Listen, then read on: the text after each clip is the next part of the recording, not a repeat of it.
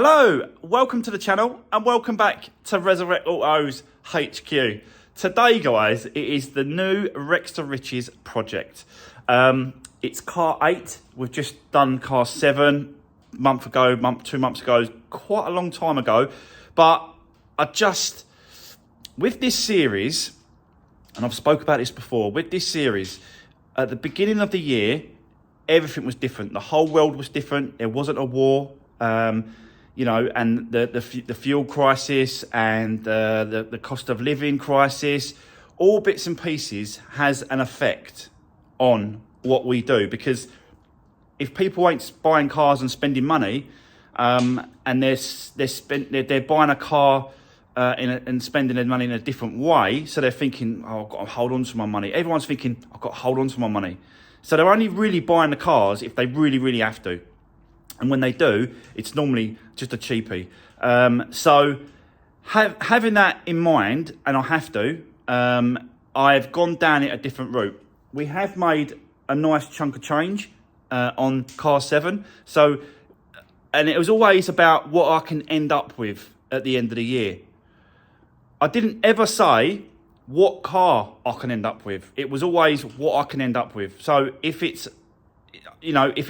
a car, or if it's a chunk of change, like a big chunk of money, that's what I was going down. I wasn't going down the route of, what car, because I would have said in the beginning, what car can I end up with?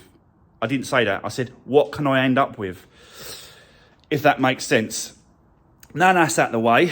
I didn't know this was going to happen at the end of the year. I didn't know the war was going to happen. No one did. So, but I have to change my attitude and my sort of, how I think about things and what I'm buying at the minute. And it's the same for the Rex to Riches series, unfortunately, guys. I would love to say, yeah, how much have we got? 7 grand, 6 grand. Let's go and buy a BMW 3 Series, M Sport, whatever. It would have been great. But I would have been stuck with it. And that does not make business sense, does it? Let's be honest. So, please bear that in mind when I show you the next car, because it was just another step towards what I can end up with at the end of the year. So, let's get into it. I'll bring the car in. I'll show you what we've got, and let's get your opinions and your comments and see what you think. Let's do this. So guys, before I show you the next car, car 8, I just want to go through some numbers with you, just so that we all understand where we are. I don't think I did this on the last video of this Fiesta ST line. So, that's our total, and that's what I sold it for, £5,900, which was an absolute bargain for that car. Lovely, lovely car. And in the end, I didn't refurb the wheels. I just left them as they are. He was quite happy with them. And yeah, it sold as it was. So I didn't need to do that. So yeah, that's our sold price. So the difference between obviously that one and that one goes to the next car. We have got some extra we need to add on, because the difference between this one here, that number there, and that number there is that figure there. That's the difference. So we need to add that on top of what that, which comes to, hold on, I have got this written down. I'm not working it out right now. That. So we've got £7,873.54. So the profit from that two is 1,651. So that's where we are, guys. We've got this amount to spend on the next car, car 8, which will be moved over to here, which is behind me. Before I show you, it's going to be nowhere near this amount. I'll tell you that now for a fact, because I'm trying to find, a cheapies to sort of build build the pot up. I'm trying to build the pot up, which is the pot of money, yeah? I'm trying to build that up. And like I said to you before, to do that, if I want to, I could go out and spend that amount of money and spend five grand on a BMW M Sport or something like that, or an Audi A1 S line, or something a little bit more up there. But right at this time, it's wrong. I cannot do that. I cannot do that. If I did it, it's just, I'm just going to be sitting on a car that I can't sell this side of Christmas. Probably after Christmas, yeah, great. So we'll probably use the chunk of money after Christmas, and might continue this series, and then we can move up to the nicer cars. But for now, let me show you what we got for car 8. Let me know what you think, guys. And here it is.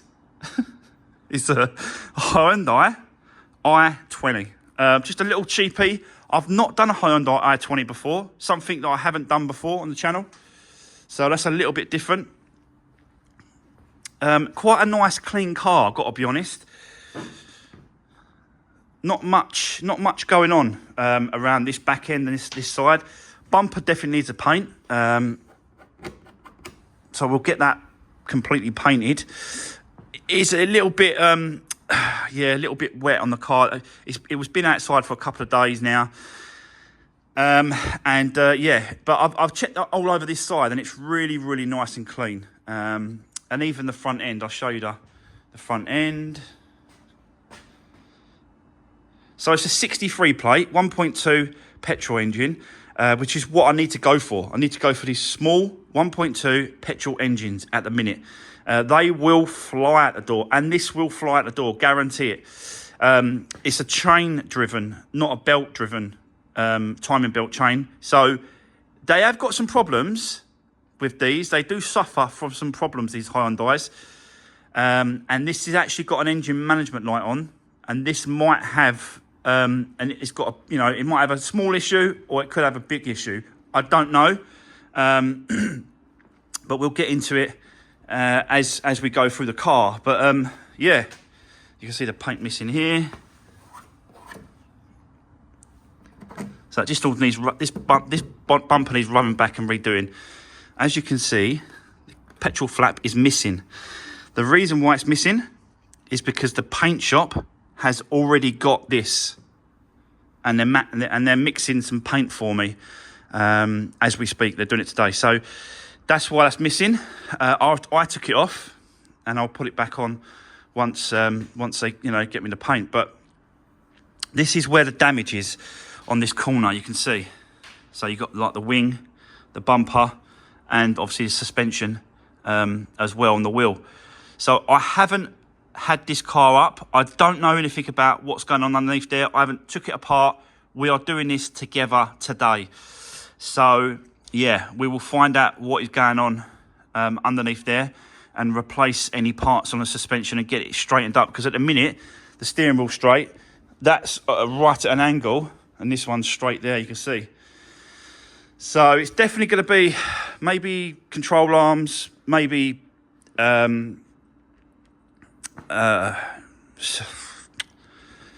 track rod ends, maybe, probably bent. Don't know what's going on. So we've got to get into that in a bit. We are going to do that in today's video as well, guys. I want to find out what is going on underneath there. So we'll take it over there.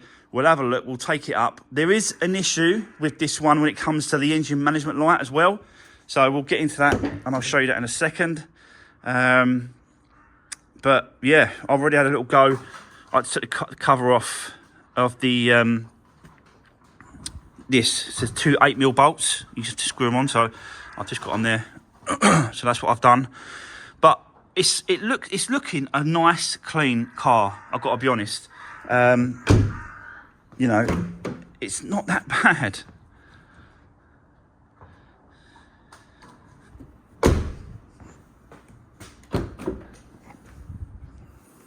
Oh, she was a learner. He was a learner. One of the two. Got all the tools down there as well, as you can see. So, yeah. No spare... Is there a spare wheel underneath? Hold on. Oh, yeah. There's a spare wheel there. And there's some water down there. Why is there water down there? Where's that coming from? We need to get that out of there before... None of this condensation. Can't be condensation, not that much. We're going to have to get into that, guys, and find out why is there water there. Could be the lights. Don't think it'll be hinges. This will all be wet underneath here, because it'll drop down onto the thing. So we've got to do a bit of investigation when it comes to that. Definitely, I've only just noticed that, literally just now. So yeah, we've got to look into that, find out what's going on there. But yeah, it's just a little i20. Like I said, I haven't done one before, so I thought it would be a little bit different, something different. But it's a nice little cheapie, and that's what it's all about in a minute. I've got to do them like this. It just makes sense, you know.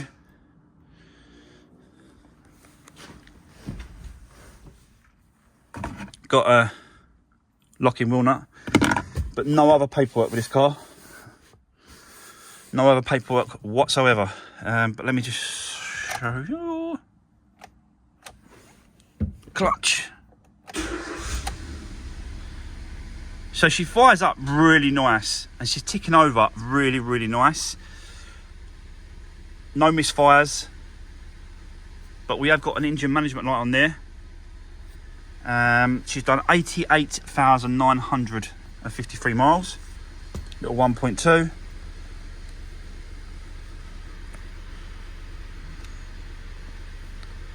I do love the blue lighting on these Hyundais. It's really nice, isn't it? Like the way they do that. But yeah, she sounds like we've got an exhaust blowing as well.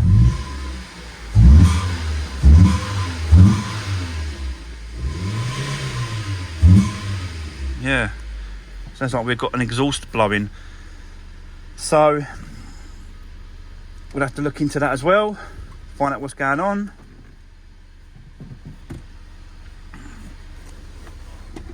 Let me just pop the bonnet.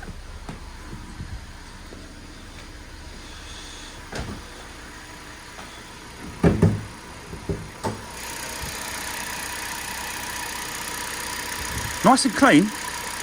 It's such a small engine this is for this car, really. Look at the gaps. Look at the gaps around the car. It's such a small engine.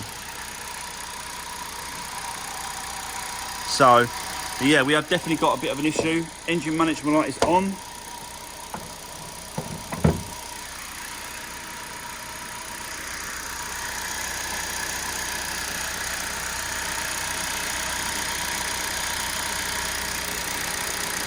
A little bit rattly. I don't know if that's...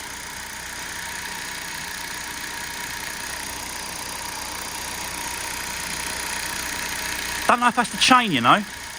It sounds rattly, doesn't it? Shouldn't be like that, really.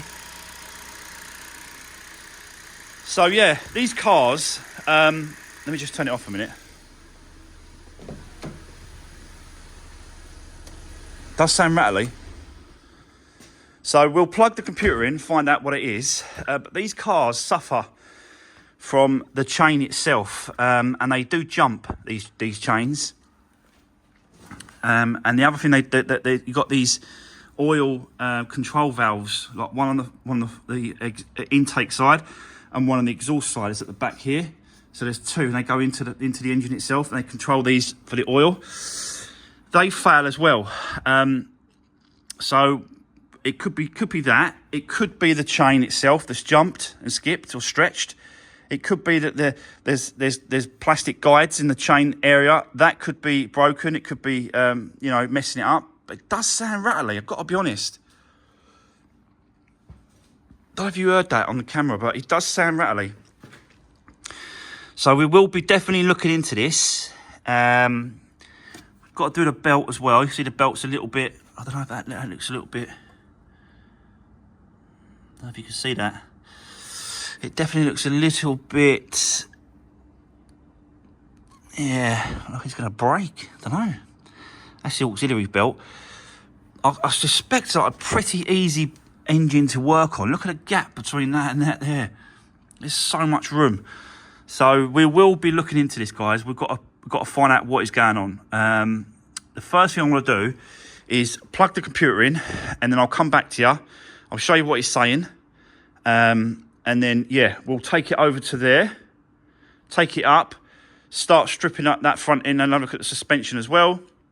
And then just really getting into this car now. I've got to be honest. Let's just go for it. So, yeah, let me set you up first. Let's get it over there. Then I'll put the computer on. Then we'll have a look at it. Then we'll find out what it is, and then we'll go from there. So, let's do this. Right, okay, guys. So I managed to limper over here on the ramp. As you can see, the wheel is really kicking out now. So I'll take it, lift it up a little bit, took the weight off the wheels, and you can see it just kicks it right out. So we've got to investigate what is going on behind there, wing off and wheel off and suspension and all that sort of stuff. So we need to find out what's going on.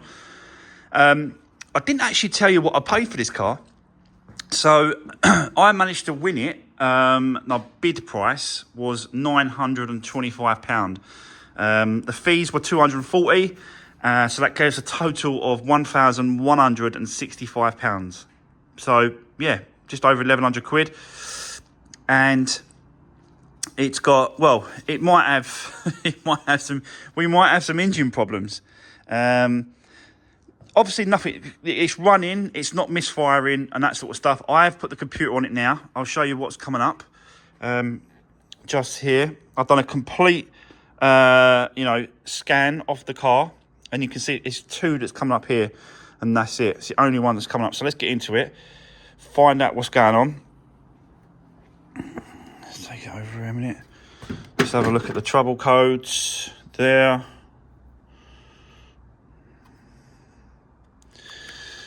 So there we go. We've got one that's pending and one that's active, and it's the intake camshaft position timing advanced of system P0011 and P077 intake valve control solenoid circuit bank 1. Intake control valve. So it's saying the same thing here. So this is the intake, and this is the control valve right here. This one right here has got I think it's got an 8mm bolt there, is it? 10mm bolt, something like that. There's one bolt. So you take that out, and it's got like a little valve, and it opens and closes, and it's controlled by obviously the ECU.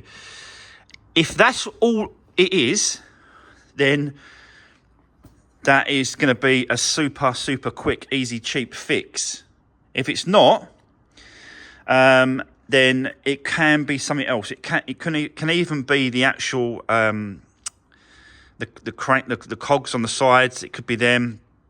I think they're VVTi, variable valve timing. They are quite expensive. Those things are. So hopefully it's nothing to do with that, and it is just this control valve. The intake one, which is there. So like I said, Charlie, there's an intake and there's an intake side and exhaust side. Exhaust side's on the back. So I think they're the same. They're the same solenoids. I'll take them off and show you what I'm talking about. But what I'm going to try and do, really simple test, right? Take this one out, because this is what is showing the problem. Take this one out, swap them over, plug them back in, start the car back up, wipe the codes, start the car back up, find out if it comes up with, it should say exhaust camshaft position sensor, exhaust camshaft position sensor instead of intake. If that's what happens, we know that's faulty, this solenoid. So I think that's the test that we need to do first. Let me crack on with that. I'll set you up. Let's get going, guys. I'm quite looking forward to this, actually. So let's get cracking. And let's see if it is actually just that needs replacing. Let's do this.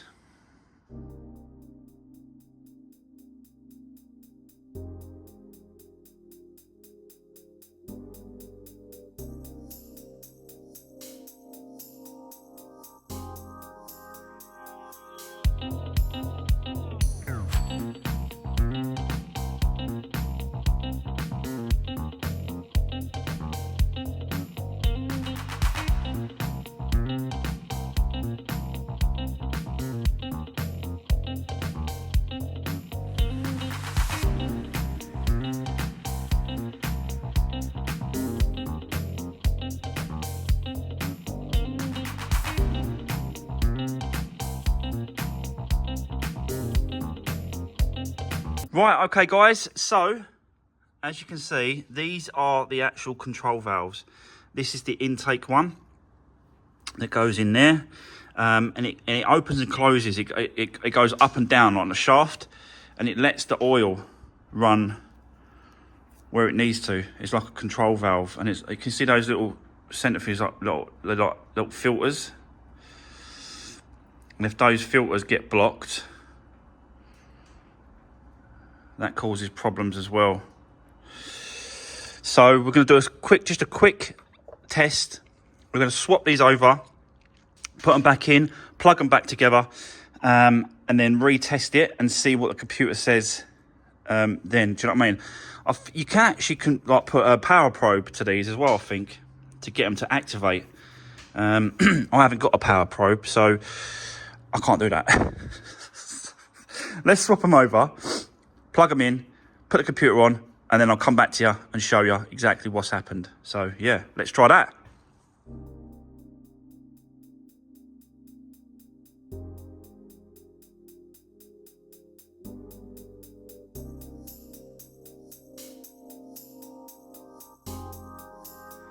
Right guys, so I just swapped them over, like I said I was going to do. Intake to exhaust intake. We've got the engine management light up there.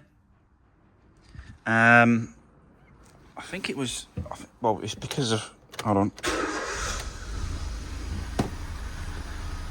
Yeah, it's because the ignition was on and wasn't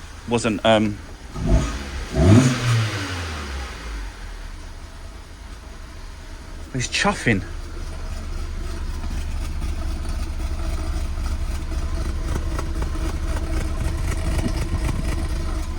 It's chuffing like it's misfiring, but it's not. I don't. You see, it's like it's moving a bit as well, like jumping. Very strange. You can hear the valve, the thing's turning to accommodate it. Let's just put the ignition on like that.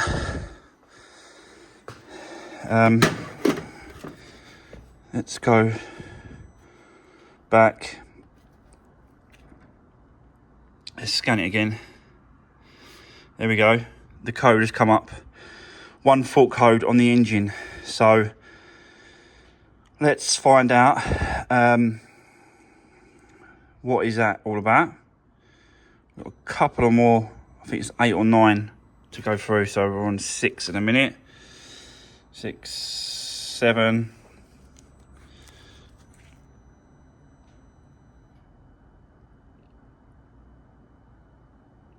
8. Is that it? And then we're going to get into that code and find out what it is. Anything else?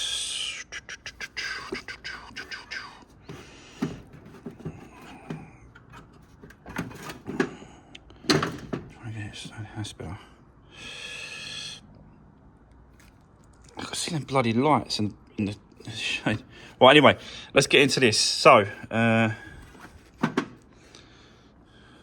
trying to get the lights off the bloody camera so you can see it.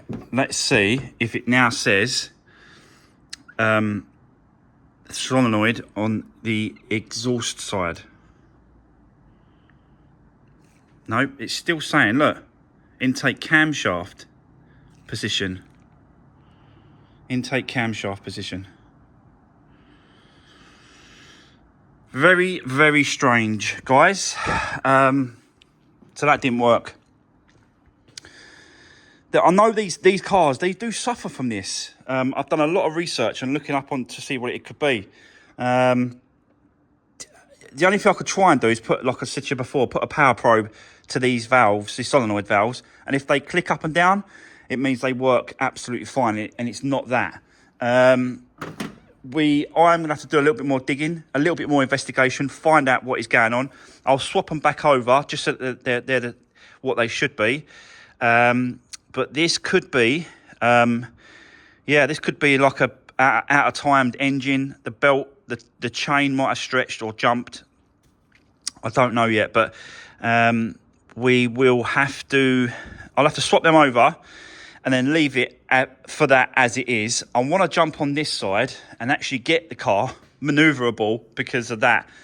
Let's look at the suspension next, and then we'll try and figure out what is going on with that in another video or another time. But at least it's running. Do you know what I mean? At least it's movable. It runs. It's just something's not quite right there. But yeah, I will find out what is going on, and I'm going to repair this no matter what. So even if you have to change the timing chain, the tensioners, anything that needs to be done, we're going to do it, guys. But let's leave that for now. Let's crack on with this side. Let's get this looked into, get it all stripped down, and look at the damage. So let's crack on, guys. Let's do it.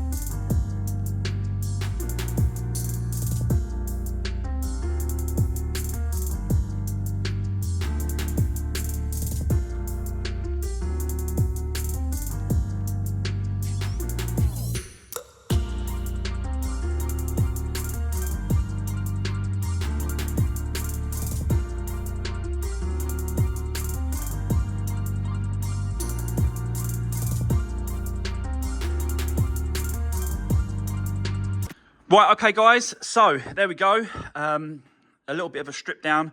Took the inner liner off so we can have a good look. The light, obviously, is it the fog light or the daytime running light or something? That's just come away.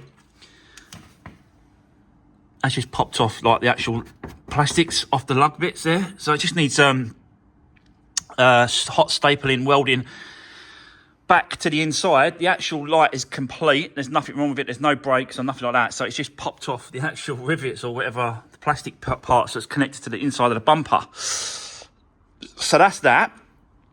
Obviously, we've got this damage here that needs a little bit of a repair. If I can find a bumper in colour, I think I'm going to sort of just replace it. But do you know what?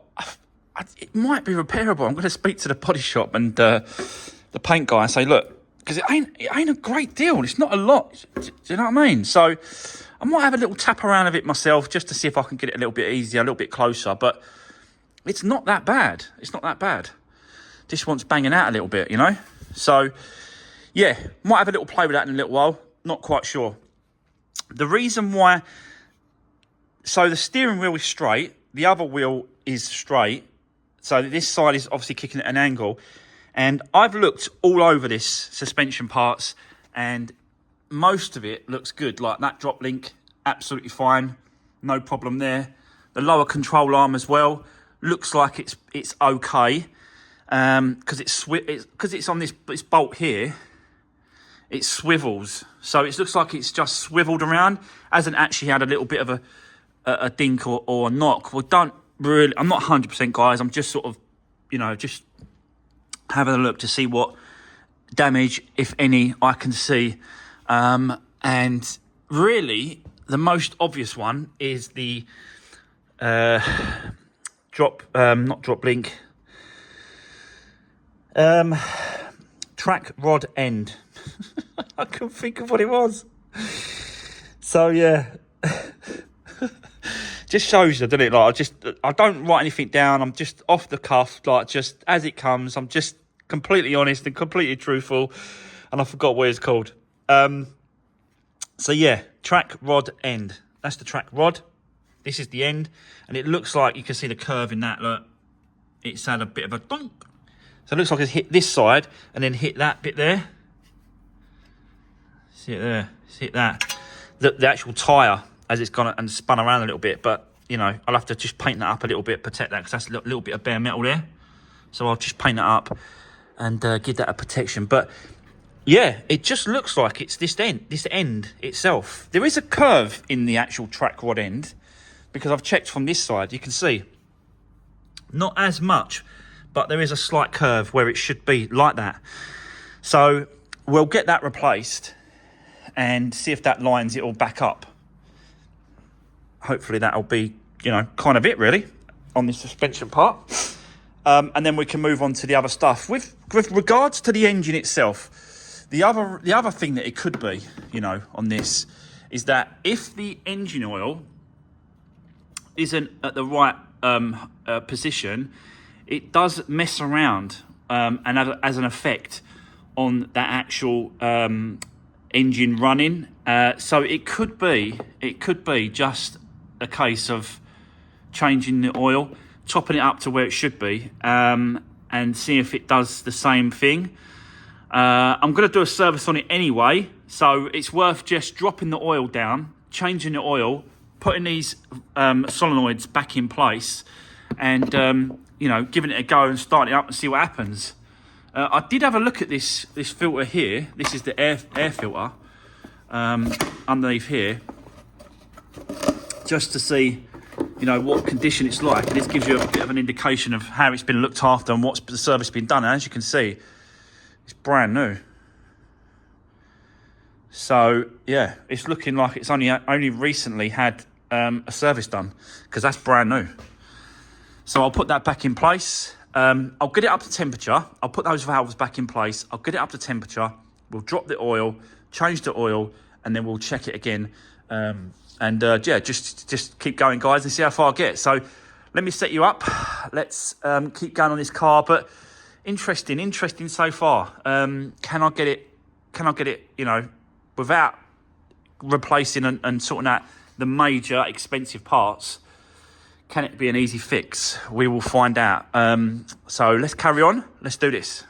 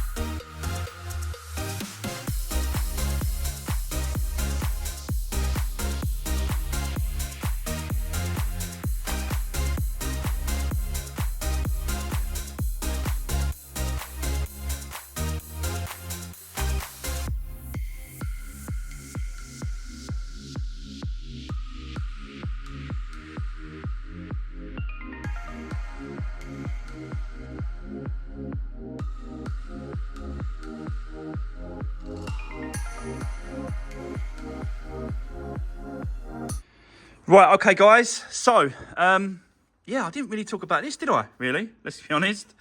So, I just done a little bit of a mess around with that, and I took the paint right back so that you can get the filler over the top of it. But you can see all these little dark patches.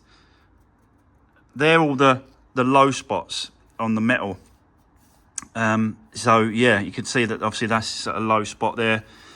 So I'm gonna continue tapping it out because obviously the least, you know, the less amount of filler, the better. Obviously, he's gonna have to go over that with some filler, and that's why I took it back to metal so we can, you know, save him a job or two. I think I've got to sort of just line this wing up a little bit more. I've got to pull it over a little bit. I don't think it's in the right position. I've got to check the gaps to the other side, to this side. It might need moving over a little bit, just to undo these brackets here, these ones here, undo these top ones, and then just move it over a little bit. I'm not quite sure, but yeah, I like to try and line it up and do whatever I can. And to be honest with you, it don't look that bad. You can still see the line here, the arch line. There's like a lower arch line here.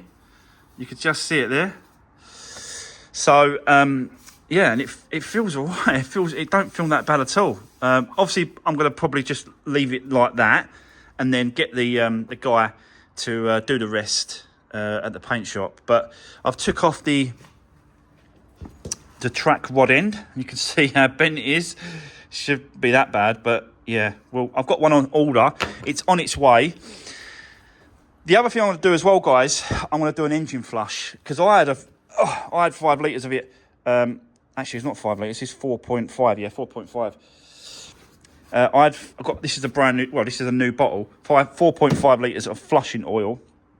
So what I'll do is I'll put this in, and then we'll warm it up, dump the oil out, and then we'll put fresh oil in, as well as the new oil filter as well. I've got new oil filter coming. So we'll do that, and we'll just see if it makes a difference when it comes to this solenoid. Me changing those over, it doesn't actually work. It didn't actually work, but I did put a power probe on both of those, and they are activating. So I know that they're not faulty. It's definitely got to be something else. Oil can definitely have an effect when it comes to these engines. If the oil's not in the right position, in the correct level, then it does have an effect. So we're going to go down that route, because that's going to be the cheapest route possible. And then if that don't work, we've got to keep digging, and we've got to keep having a look at things. We might have to take the cam cover off and have a look at that, get the timing, making sure the timing ain't jumped or slipped. But it ain't. I don't think it's jumped or slipped or anything like that, because it's not misfiring. You know, and it's running really, really nice. It's ticking over really nice. So I don't think it's the actual timing. There's something else going on. But all we can do is keep trying, and yeah, go from there. So I'll continue for now. I'll set you up. Let's get cracking. Let's get this engine oil flush done, and then we can, yeah, get the fresh oil when it turns up. It's on its way now, so it shouldn't be too long. So let's crack on. Let's do this.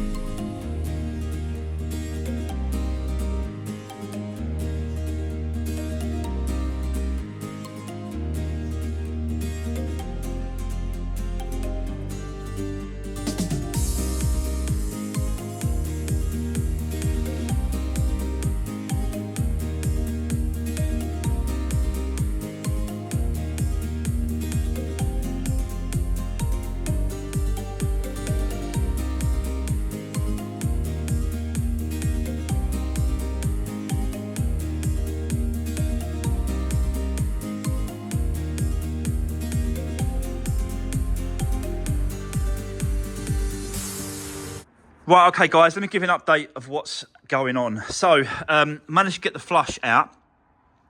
Got it up a temperature and completely emptied it. Got off the oil filter as well, which is up there. unscrewed it. So that's all done. And it's just dripping out, ready for an oil change. The trouble is, I've just been looking online. And these do suffer from the chain does jump. I've been looking at, I've been looking at videos and trying to find some forums and trying to find some, and they do suffer from that. Whether or not whether or not the chain are stretched, or there's, there's like plastic covers, guides and stuff like that around the actual timing chain. If they fail, or the tensioner fails, things like that, it causes this issue and this problem. So there is a way of finding and making sure that it's not the timing on the actual engine. So if you can see, let me just zoom you in a little bit. Okay, can you see that little notch there? The first one, it should say like 1. Can you see it says 1 and 10? So what happens is, on that actual pulley, on there'd be a marking somewhere on that pulley. So that marking has to line up with that first notch, that 1 there. And once that's lined up, yeah, you know that is the bottom end timed. So that once you get that lined up, the bottom end, you come to the top, take this cover off, and on these two valves here, they're like variable valve cams on the top here. There'll be 2 lines on the inside, and they've got to be lined up. They've got to, opposite each other, if you know what I mean. It's a bit hard to explain until we take this cover off. But once we line the bottom up, then we can check to see whether or not the top is lined up. I suspect that that's our issue. I think that one, which is the exhaust side, I think that lines up.